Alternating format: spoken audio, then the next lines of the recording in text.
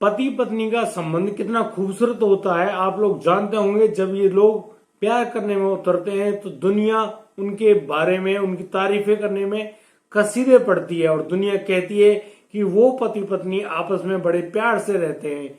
लेकिन दोस्तों, कभी कभी इन प्रेम संबंधों में बन जाती है खटास और यहाँ पर पति पत्नी फिर एक दूसरे की जान के दुश्मन बन जाते हैं। दोस्तों, आज की कहानी में लेकर आए हम ऐसी बात जिसे सुनकर आप भी हैरान रह जाएंगे कि पति पत्नी जो कि पिछले 5 साल से एक दूसरे के साथ प्रेम संबंध में रह रहे होते हैं, लेकिन उनके प्यार मोहब्बत में बात बन जाती है बहुत बुरी, जिसके चलते हुए एक पत्नी अपने पति की अपने प्रेमी द्वारा ही कत्ल करवा देती है।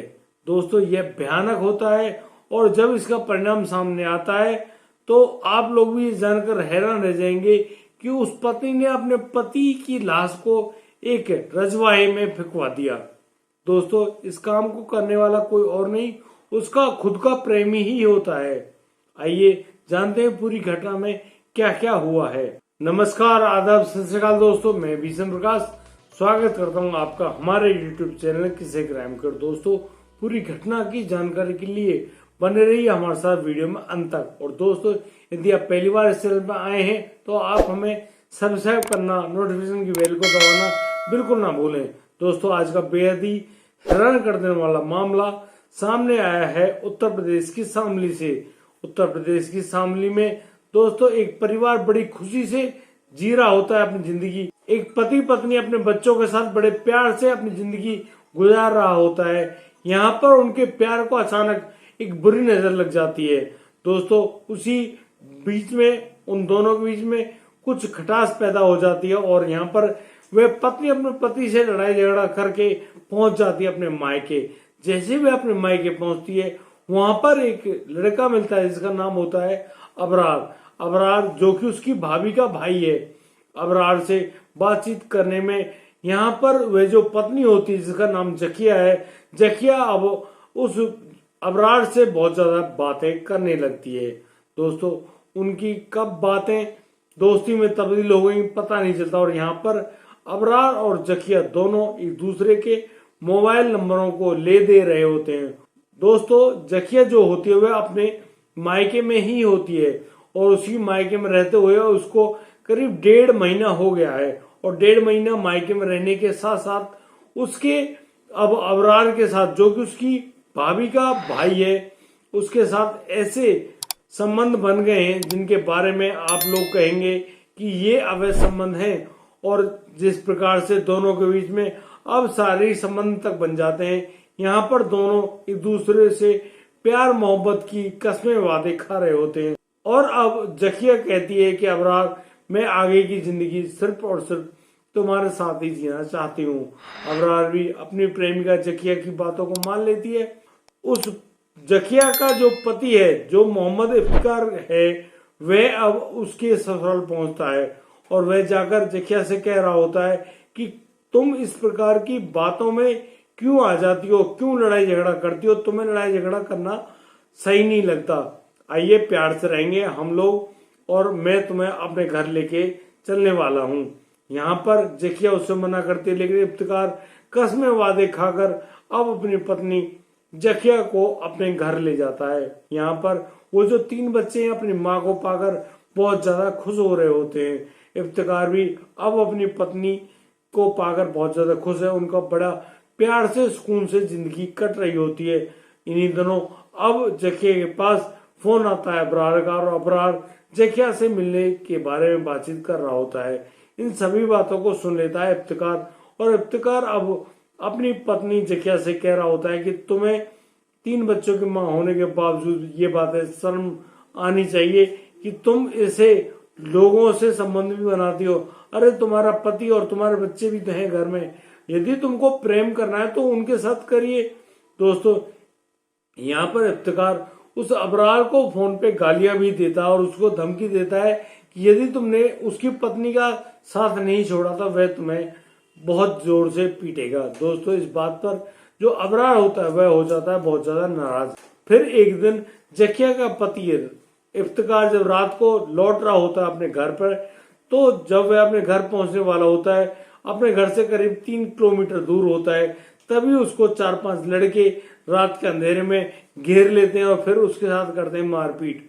इसी मारपीट के दौरान वो इफ्तिकार को इतनी बुरी तरह से पीटते हैं कि इफ्तिकार की हालत हो जाती है अधमरी, और उसको अधमरी हालत में ही छोड़कर वो लोग फरार हो जाते हैं। इफ्तिकार उन लोगों में से किसी को भी नहीं पहचान पाया है आखिर वे लड़के लोग कौन थे जिन्होंने उनके साथ मारपीट करी है।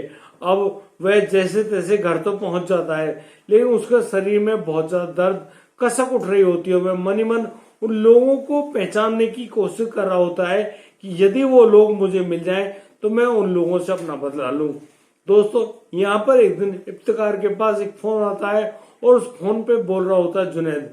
जुनैद यहाँ इफ्तिकार से बोलता है कि तुम पड़ोसी गांव में आ जाओ, मैं यहीं का रहने वाला हूं और यहाँ पर मैं आपको पीटने वाले जो लोग थे उनको बता दूंगा।